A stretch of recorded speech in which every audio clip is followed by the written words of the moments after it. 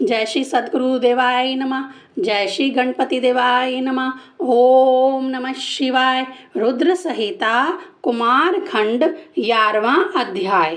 ब्रह्मा जी बोले, हे नारद जी, बाणासुर नामक दैत्य से आतंकित क्रौंच नामक पर्वत ने कुमार के समीप आकर बहुत प्रार्थना व स्तुति की। हे स्वामी, बाणासुर मुझे बहुत दुख देता है, आप मेरी उनसे रक्षा करें। तब क्रौंच की स्तुति से प्रसन्न होकर स्कंद जी ने उसे संतावना दी और शिवजी के चरणों में मन ही मन प्रणाम करके बाणासुर को नष्ट करने के लिए शक्ति छोड़ी। वह शक्ति बाणासुर को नष्ट करके कुमार के पास लौट आई। कुमार ने क्रौंच से कहा, अब तुम निर्भय होकर जाओ। वह दैत्य नष्ट हो गया। क्रौंच पर्वत कुमार के यह वचन सुनकर उनकी स्तुति करके घर लौट आया।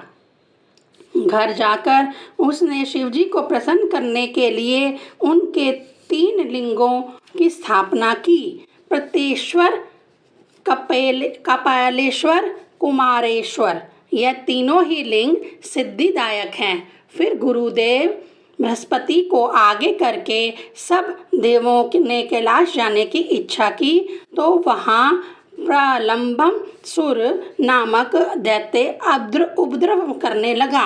उससे दुखित होकर शेष जी का पुत्र कुमुद कुमार की शरण में आया। उसने शिवजी के पुत्र कार्तिकेय जी की बहुत स्तुति की। स्तुति से प्रसन्न होकर कुमार ने शक्ति से प्रलंब का संहार कर दिया। वह दैत्य अपने अनुचरों सहित नष्ट हो गया। शेष पुत्र कमुद शिव पुत्र स्वामी कार्तिकेय की स्तुति व प्रशंसा करके अपने घर पताल में आ गया। हे नारद जी, सब चरित्रों में कुमार चरित्र अद्भुत है। जो मनुष्य ध्यान से इस चरित्र को सुनता और पढ़ता है, उसे शिवलोक की प्राप्ति होती है। वह इस लोक में सुख भोग कर मोक्ष को प्राप्त करता है। 12वां अध्याय।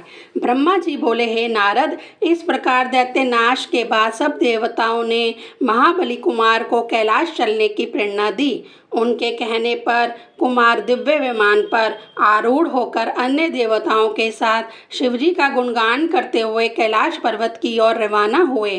वहां पहुंचकर विष्णु आदि देवताओं ने शिवजी को प्रणाम करके उनकी स्तुति की। कुमार ने भी विमान से उतरकर नम्रता से शिवजी को प्रणाम किया। शिवजी ने आनंदित होकर पुत्र को उठाकर उसका मुख चुंबन किया।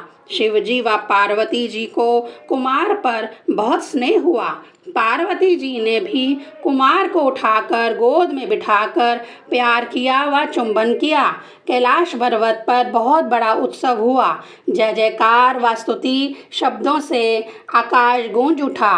विष्णु आदि सब देवताओं ने शिवजी की बड़ी स्तुति की। 13वां अध्याय। सूजी कहते हैं, तारकासुर के संहार करता कार्तिकेय जी का यह चरित्र सुनकर नारद जी बहुत प्रसन्न हुए। नारद जी बोले, हे तात, स्वामी कार्तिकेय जी का यह उज्जवल चरित्र तो मैंने सुना। आप कृपा करके कल्याणकारी गणेश जी के चरित्र का वर्णन कीजिए। इस प्रकार नारद जी के पूछने पर शिवजी का ध्यान करते हुए ब्रह्मा जी कहने लगे, हे देवर्षि, कल्प भेद से गणेश जी के कई चरित्र हैं। उनमें से एक बार शनि की दृष्टि से उनका सिर छेदन हुआ और उनके स्थान पर हाथी का सिर जुड़ा। उस श्वेत कल्प में उत्पन्न होने वाला गणेश जी की कथा मैं कहता हूँ। इसमें स्वयं शंकर जी ने ही गणेश जी का सिर छेदन किया था। सृष्टिकर्ता शंकर जी के विषय में यह सब कुछ भी संदेह करने योग्य नहीं है। जगत पिता शंकर जी सगुण व निर्गुण दोनों ही हैं। अपनी लीला से वह जगत की उत्पत्ति, पालन व संहार करते हैं। हे मुनीश्वर, अब आदर से उनका चरित्र सुनो। जब विवाह के पश्चात शिवजी कैलाश पर्वत पर चले गए, तब वहां कुछ समय व्यतीत होने पर गणपति जी का जन्म हुआ। एक समय की बात है, जया और विजया नामक 2 सखियों ने पार्वती जी से जाकर कहा, शंकर जी के द्वार पर जो हमारे असंख्य गण व द्वारपाल विराजमान रहते हैं, उन पर हमारा अधिकार होते हुए भी कुछ नहीं है। हमारा मन उनसे नहीं मिलता है। अतएव हे भगवती, हमारा अपना भी कोई गण होना चाहिए। आप उसकी रचना कीजिए। पार्वती जी को सखियों का यह सुझाव अच्छा लगा। उन्होंने अपने गण रचने की इच्छा की।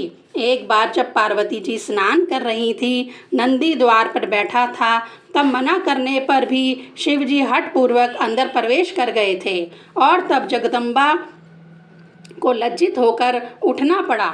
इस समय पार्वती जी को सखियों का विचार याद आया और उन्हें एक श्रेष्ठ सेवक की आवश्यकता प्रतीत हुई।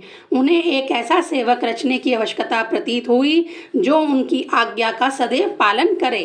तब पार्वती जी ने अपने शरीर की मैल से सर्वलक्षण संपन्न गण का निर्माण किया, जो सर्वांग सुंदर, संपन्न व योद्धा था। पराक्रमी अपने उस पुत्र को पार्वती जी ने अनेक प्रकार के वस्त्र अलंकारों से सुसज्जित करके कहा, तुम ही एकमात्र मेरे पुत्र हो, दूसरा कोई नहीं है। यह सुनकर उस पुत्र ने कहा, हे माता, आज्ञा दें, मैं आपकी सब आज्ञाओं का पालन करूंगा।